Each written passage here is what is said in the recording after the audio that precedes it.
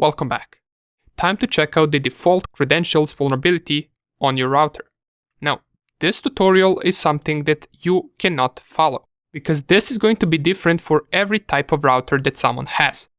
I can just show you the process of how I went and discovered the default credentials, and you can try to do the same thing in order to see whether you can gain access to your router.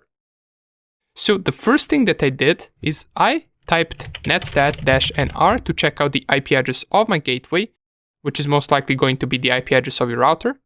Then I went to Google Chrome and visited that IP address. If you do the same for your router, it will most likely lead you to some type of a login page where it will ask you for the username and the password. Once you type the username and the password, you will have access to the router settings and you will be able to change a few things here and there, from setting up wireless to port forwarding and similar settings like that. Now, if you haven't changed the default password for your router, you will most likely be able to find it on the internet. Which I did. I just searched the name of the router that I have right here, and I found the username to be telecom and password to be telecom. Nobody changed this username and password, therefore they're exactly the same. And we even get this warning that says a data breach on a site or app exposed your passwords. Chrome recommends changing your password for this IP address now. We're going to click on OK, and pretty much we already gained access to the router settings. We can set up the firewall, VLAN settings, we can check out different settings that we have right here. We have some security settings right here. We also get the port forwarding, which we can perform. And this is something that I tested on multiple home routers, and many of them appear to have default credentials where it allows you to log into the router and change these type of settings. But these are not the only default credentials that you can find. For example, if I go right here and I run an nmap scan with -st command on my router IP address, I will also discover that it has some ports open. For example, it has this telnet port open. We already know how we can connect to the telnet. We can type the command telnet and then the IP address of the target that we want to connect to. If I press enter, we will get another login screen. So if I type something like telecom, once again, it will tell me that the password is incorrect. So after 3 attempts, it simply just closes the connection to the router. And I figured, well, if the router default credentials weren't changed, then probably I can find the telnet credentials as well on the internet.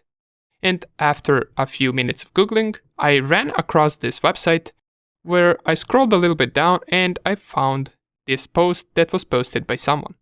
It says my router name, which is this one, and we can compare it right here. It is the same name. And we get the username and password. We also get how we can enable the shell inside of that router. So let's give it a try. The username is admin and the password is this. Let's go and run telnet once again. Type username to be admin and password to be ztonpk. And here it is. We're inside of CLI. Now, the next thing that this person does is it types enable. Then it enters the password of ZTE and then it enables shell. Let's give it a try. If I type enable, type ZTE, and then shell, another login attempt. But luckily, this person also provided us with username and password for that. This is something that we will most likely never be able to brute force in case we didn't know, because this is a really strong username and strong password. However, it is default one, and this is something that we can find on the internet. For your router, of course, this will not be the same, but you can go through the same process of searching for the default credentials. Just figure out the name of your router, type it in Google, and try to find some default credentials. For example, we notice that I have open port SSH and telnet. You might be able to target SSH and not telnet, or you might be able to target some different port. It could all depend on your router. However, now I'm targeting telnet, and let's go and type in the username and password that this person sent us. So I have it written on my left screen, and I will type fn nsd 3zx hnh168 nv31.